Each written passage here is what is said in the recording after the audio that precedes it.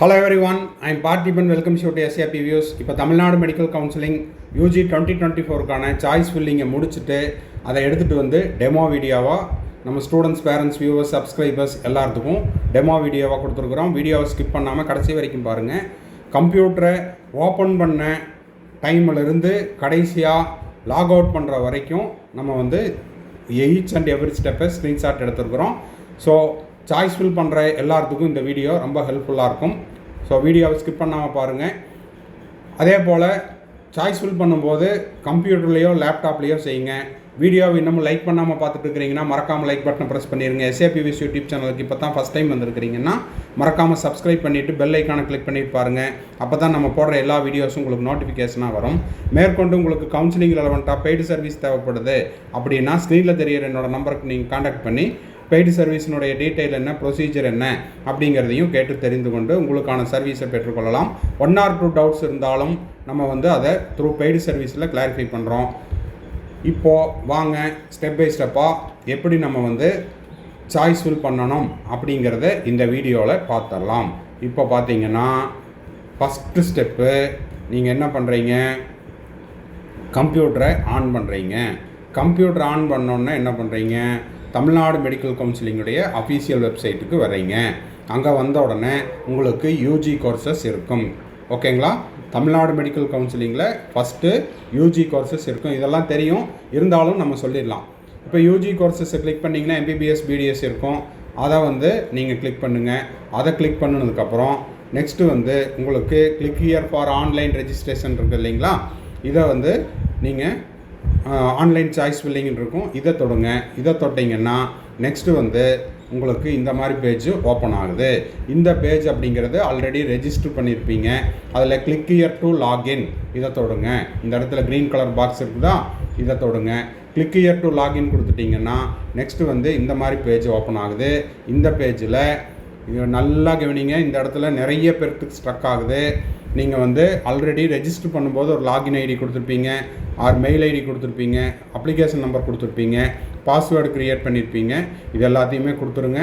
இப்போ கொடுக்கும்போது ஓப்பன் ஆகிடுச்சுன்னா அப்படியே விட்டுருங்க. அப்படி இல்லைன்னா ரீசெட் பாஸ்வேர்டு கொடுங்க. ரீசெட் பாஸ்வேர்டு கொடுக்கும்போது மொபைல் நம்பர் கேட்கும்.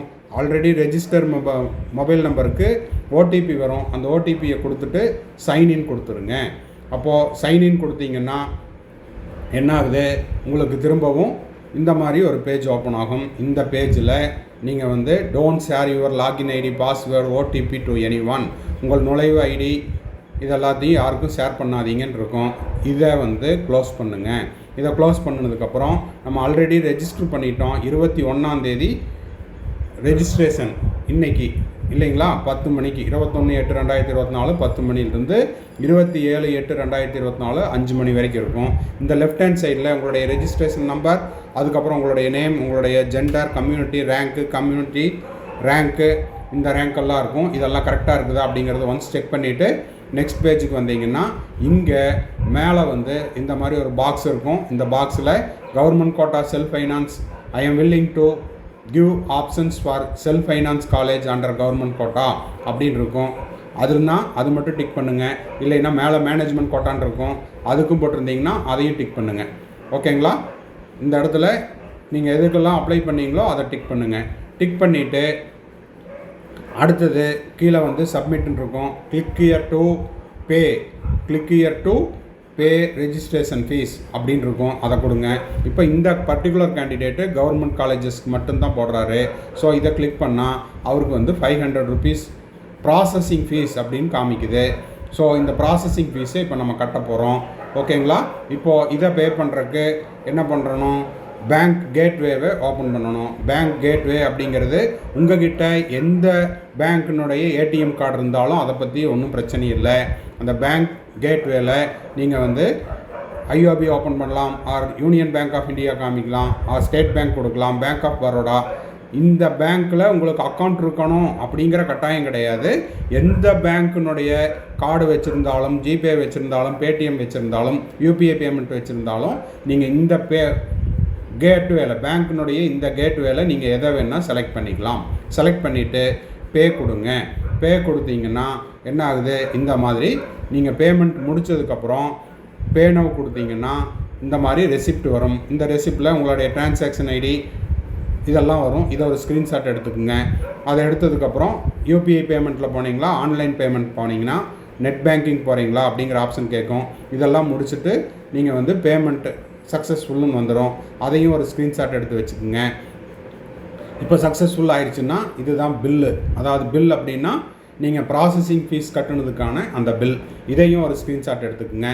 இப்போது முதல்ல நீங்கள் பார்த்தீங்கன்னா இந்த இடம் ஆரஞ்சு கலரில் இருந்துச்சு. அப்போது என்ன ஆயிருக்குது, அந்த ஆரஞ்சு கலர் வந்து இப்போ க்ரீன் கலராக மாறிடுச்சு. ஓகேங்களா? அப்போ ரெஜிஸ்ட்ரேஷன் கம்ப்ளீட்டட். இப்போ நம்ம என்ன பண்ண போகிறோம், சாய்ஸ் ஃபில்லிங்குள்ளே போக போகிறோம். சாய்ஸ் ஃபில்லிங் இப்போ ஆரஞ்சு கலரில் இருக்குது. அப்போ பெல்லில் காமிக்குது. ரெஜிஸ்ட்ரேஷன் முடிச்சதுனால க்ரீன் கலரில் காமிக்குது. ஓகேங்களா? சரி, இப்போது என்ன பண்ணுறோம், நெக்ஸ்ட்டு இந்த கண்டிஷன்ஸ் எல்லாம் நீங்கள் விதிமுறைகளை எல்லாம் படிச்சுக்குங்க. இதில் வந்து நான் வந்து என்னது, எத்தனை படிப்புகள் கல்லூரிகள் வேண்டுமானாலும் தேர்வு செய்து தங்கள் விருப்பப்படி வரிசைப்படுத்தலாம். தரவரிசை மற்றும் சமூக அடிப்படையில், அதாவது கம்யூனல் ரேங்க் அடிப்படையில் காலியாக வேக்கன்சியை பொறுத்து இடங்கள் ஒதுக்கப்படும். உங்கள் முதல் விருப்பப்படி கல்லூரியில் உள்ள காலியாக இடங்கள் இல்லாவிட்டால் அடுத்தடுத்த இடங்கள், ஃபஸ்ட் இல்லைன்னா செகண்ட் இல்லைன்னா தேர்டு இல்லைன்னா ஃபோர்த் அண்ட் ஸோ ஆன், அந்த மாதிரி போகும். உங்களுடைய அனைத்து கல்லூரிகளிலும் காலி இடங்கள் இல்லை அப்படின்னா சீட்டு வந்து அலாட் ஆகாது அப்படின்னு டேர்ம்ஸ் அண்ட் கண்டிஷன் கொடுத்துருக்காங்க. இதெல்லாம் கொடுத்துட்டு கீழே இருக்கிற இந்த பாக்ஸை கிளிக் பண்ணுங்கள். பாக்ஸை கிளிக் பண்ணிவிட்டு I have read all the instruction அப்படின்னு கிளிக் பண்ணிட்டீங்கன்னா, மேற்கண்ட வழிமுறைகளை படித்து புரிந்து கொண்டேன் அப்படின்ட்டு கிளிக் ஹியர் டு ப்ரொசீடு இதை கொடுங்க. ஓகேங்களா? கிளிக் ஹியர் டு ப்ரொசீடு இதை கொடுத்தீங்கன்னா நெக்ஸ்ட்டு இந்த மாதிரி சாய்ஸஸ் காமிக்கும். இதில் நீங்கள் 1 by 1 ஆட் சாய்ஸ் அப்படின்ட்டு 1 by 1 ஆட் பண்ணிக்கிட்டே போகணும். ஓகேங்களா? ஆட் சாய்ஸஸை வந்து உங்களுடைய விருப்பப்படி கொடுங்க. அங்கே வந்து நீங்கள் டிஸ்ட்ரிக்ட் வைஸாகவும் செலக்ட் பண்ணலாம். காலேஜஸை வந்து எப்படி செலக்ட் பண்ணலாம், டிஸ்ட்ரிக்ட் வைஸாகவும் செலக்ட் பண்ணலாம், கேட்டகரி வைஸாகவும் செலக்ட் பண்ணலாம். கேட்டகரி அப்படிங்கிறது ஆல் கேட்டகரியா, இல்லை கவர்மெண்ட் கேட்டகரியா, செல்ஃப் ஃபைனான்ஸா, இல்லைன்னா வந்து இஎஸ்ஐசியா, அந்த மாதிரி கேட்டகரி வைஸாகவும் எடுக்கலாம். கோர்ஸ் வைஸாகவும் எடுக்கலாம், காலேஜ் வைஸாகவும் எடுக்கலாம். ஓகேங்களா? இப்போது இந்த பர்டிகுலர் கேண்டிடேட்டுக்கு 40 காலேஜ் காமிக்குது. இந்த 40ல் அவர் என்னவெல்லாம் செலக்ட் பண்ணுறாரு அப்படிங்கிறத 1 by 1 அவர் வந்து ஆட் சாய்ஸஸ் கொடுத்தீங்கன்னா, இப்போ இந்த ஆட் கொடுத்ததுக்கப்புறம் என்ன ஆகும், அந்த க்ரீன் கலர் அப்படிங்கிறது ரெட்டாக மாறும். ஓகேங்களா? இப்போது அதுக்கு முன்னாடி நீங்கள் ஒரு காலேஜ் கொடுக்குறீங்க. இப்போ கோயம்புத்தூர் மெடிக்கல் காலேஜ் கொடுத்தீங்கன்னா இங்கே கன்ஃபார்ம் கேட்கும். கன்ஃபார்ம் கொடுத்தீங்கன்னா இது நம்பர் 1ன்னு போயிடும். ஓகேங்களா? ரெண்டாவதுக்கும் அதே மாதிரி கன்ஃபார்ம் கேட்கும். தஞ்சாவூர் கொடுக்குறீங்கன்னா நம்பர் 2, அந்த மாதிரி 1 2 3 4 அண்ட் ஸோ ஆன், அந்த மாதிரி சாய்ஸஸ் ஆட் ஆகிக்கும்.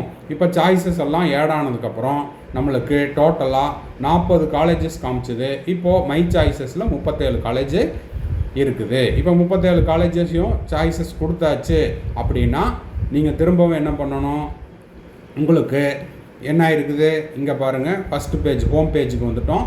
இந்த ஹோம் பேஜில் வந்து டோட்டல் சாய்ஸஸ் ஆடட் 37 சாய்ஸ். இப்போ இவர் லாக் பண்ணல, ஏன்னா விருப்பப்பட்டால் திரும்பவும் எடிட் பண்ணிக்கலாம் அப்படிங்கிறதுக்காக இதை வந்து நீங்கள் SAP views YouTube channel viewers, subscribers, students, parents எல்லாத்துக்கும் ஒரு அன்பான வேண்டுகோள். அவசரப்பட்டு இன்றைக்கே லாக் பண்ணணும், இன்றைக்கி லாக் பண்ணால் நாளைக்கு எனக்கு சீட்டு கிடச்சிரும் அப்படின்னு அவசரப்பட வேண்டாம். இங்கே பார்த்தீங்கன்னா பெண்டிங் ஃபார் லாக் அப்படின்னு இருக்கும்.